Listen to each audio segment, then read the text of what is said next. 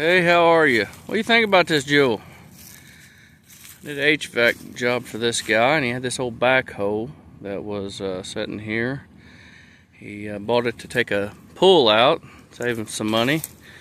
Now it's been sitting a year or so, and he decided to sell it. So I just happened to buy it. The previous owner, before he bought it, door's missing. He had the door open and run through the shop. See, a couple windows have been knocked out. But let's see if this old Jewel's got anything in it. See if there's anything left of it. I think it's going to be a pretty decent old machine. Old 580K. Got a little Cummins in it. And this is a early K. I had a late K, but it was an open station machine. Didn't have a cab, which this one doesn't have much of a cab right now. And it was a standard hoe, where this is extend a hoe. But it may not look like it. I aired up the tire this morning. This thing's been sitting long enough. I think this is where that pull was. It's kind of sunk down. But as you see, old Willard's dialing away on it. Leave it to me to bring a half junk battery to try to jump off a machine. As I said, that window's missing. That window's missing. The whole door's missing on the other side. I really don't know whether I want to fix it all up, put a door on it, or just sell it the way it is without the door. I don't know. I already got the 580 Super L, so this isn't really a keeper backhoe, but dang, I hate to see it just sit here. I'll take and clean it up and get it operational, and somebody that want a good little backhoe.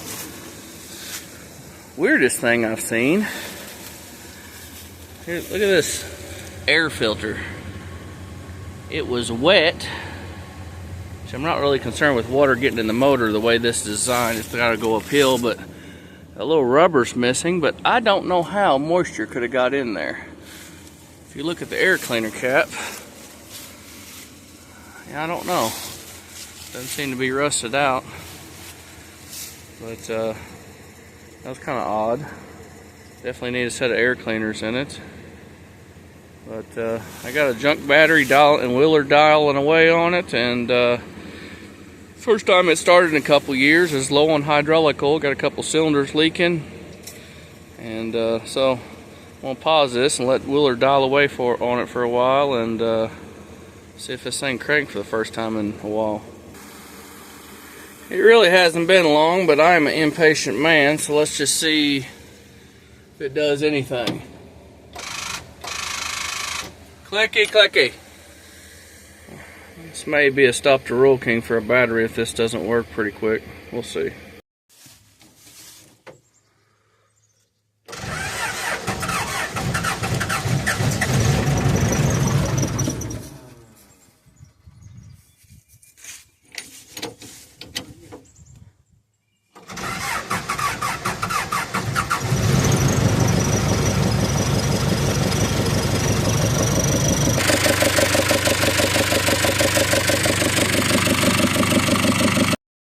Well, we got her loaded up.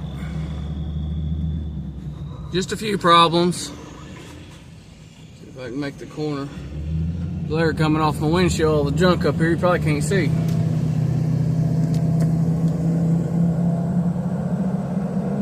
Let's just hope she stays on the trailer.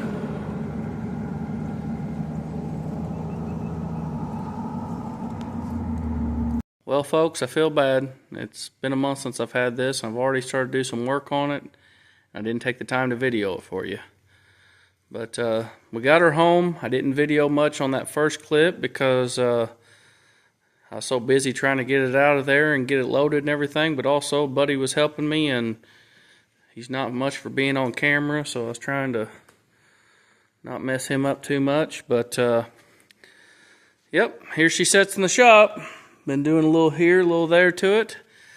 Let me give you a backstory. I said maybe in the pickup with the semi we had some problems. The problem we had, and the guy that sold it to me said, oh, I did a quirky thing one time. It pushed out some fluid out of the transmission and quit pulling. He said, but I blew out a hose, and I think that fixed it. It never did again. We had like 3 acres. So I got it out on the road and climbed a hill. It started pushing fluid out and wanted to quit moving on me. And anyway, we pulled it over top of the hill. It started pulling again, got it loaded, and brought it home. And the first thing I did before I did anything else, after some research, is, see that oil pan right there? That is actually for the torque converter. The torque converter on these early Ks is all separate. You got your torque converter, you got a drive shaft, and the transmission. So the only thing that that torque converter does is your torque converter and your forward and reverse. The transmission has no clutch on it, it's just a transmission. Anyway, moving on. I dropped it, looked great, no metal in it. But the oil was pretty dirty and the screen had some sludge on it. So I cleaned the screen, drained the torque converter, drained it, cleaned the screen, new fluid, and took it up my driveway, up and down my driveway. Let me show you here. It's hard to tell from the video. It's no mountain, but it's a pretty good little grade in third gear for a little K. Something that when they're doing right, they'll still pull down pretty good in third. And I run it up and down this hill for 30 minutes. Never a problem, acted perfect. So when I got done testing the transmission, or let's call it the torque converter fix, new fluid and clean screen, I was fairly confident with that. Brought it in here, dropped the oil plug, change engine oil. Got the engine oil changed on the old girl, got everything running good. Mechanically, I think it's a pretty good machine. It's pretty tight.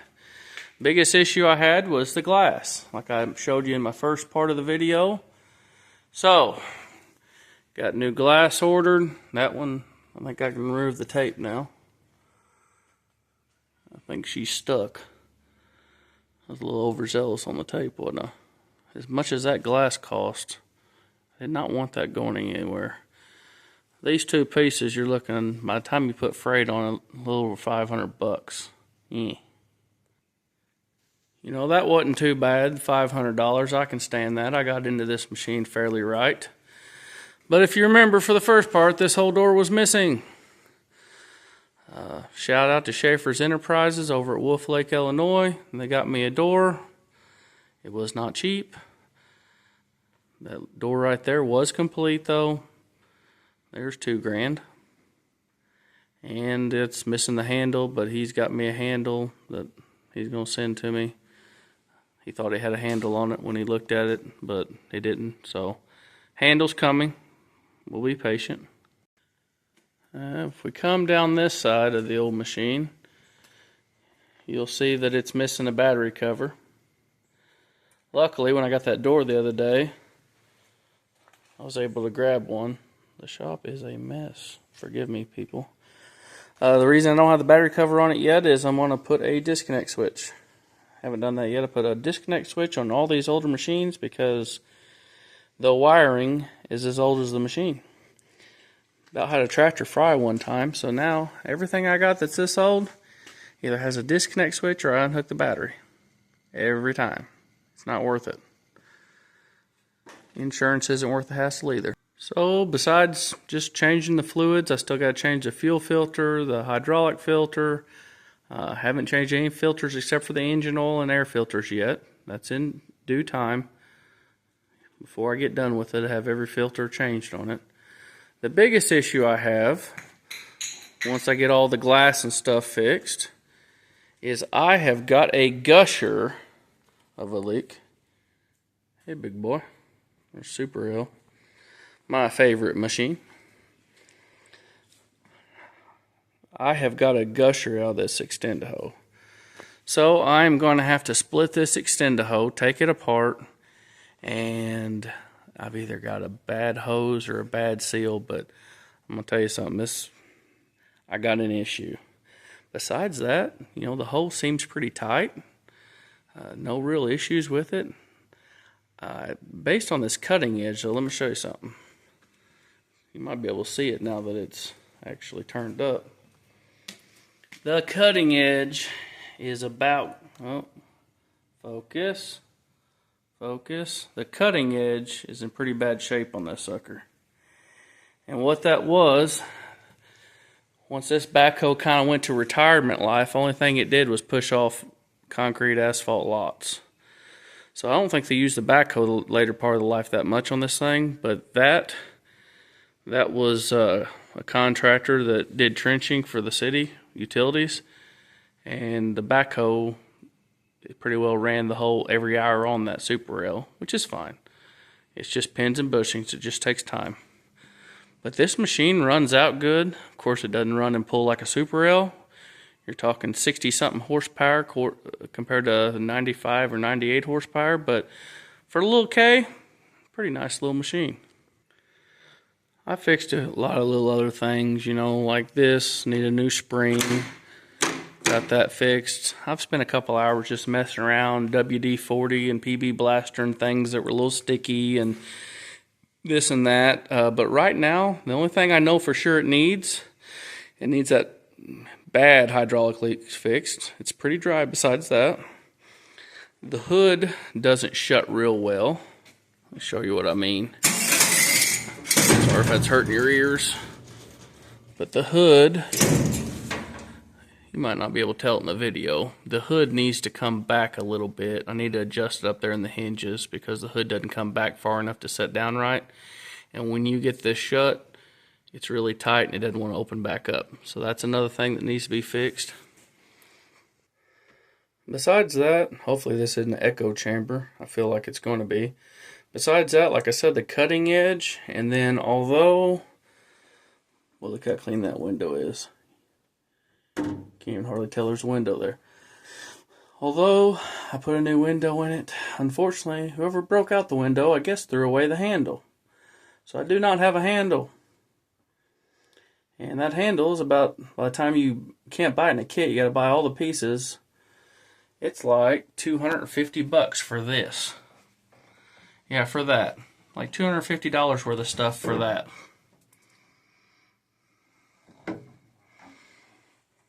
But, being that I have a mill and a lathe that my wife said I didn't need and I'd never use, I think I can get a handle made a little cheaper. So, I may put some clips of that in the next video. I'm going to see if I can't make that handle. Save a little money. And actually, I already started without you the other day. Made that little piece up on the brake. 10-foot 10 Smith brake from back in the day when I did heating and air a lot. Don't do that much duct work anymore, but I'll never sell it because it's too handy for little stuff like that. So, drill a hole in that, put a bolt through it, weld the bolt, thread me up a handle. I don't know what I'll make a handle out of, but some rubber for isolation so it doesn't break the glass. I think I can do that a little cheaper than $250 in my spare time. So that's where we're at right now. I'm probably forgetting something I wanted to show you, but that's where we're at right now on this little K I'm wanting to resurrect, give a new life to. I think it will make a dandy little machine for somebody. A little farm backhoe or whatever. Hey, it's better than what I started with. If you look back in the channel, or maybe you're one of my long-time subscribers and you know I started before I ever got that Super Rail. I had a K. That was my first backhoe, but it had no cab and no extend-a-hoe. It's a good machine, but hey, 5 years ago, you know what I get for a cab and extend-a-hoe? Well, I guess I do know what I'd give for a cab and extend-a-hoe and four-wheel drive and more horsepower and air conditioning. But anyway, everybody starts somewhere. I appreciate you clicking on the video. Make this into kind of a little mini-series, maybe a couple videos on this thing. I'll try to remember, quit being lazy. And if I have anything interesting I do with this thing, I'll try to record it. But for now, I just want to apologize for not putting a video up for so long. And tell you, if you will, come back and check back for more videos. Appreciate you. Bye.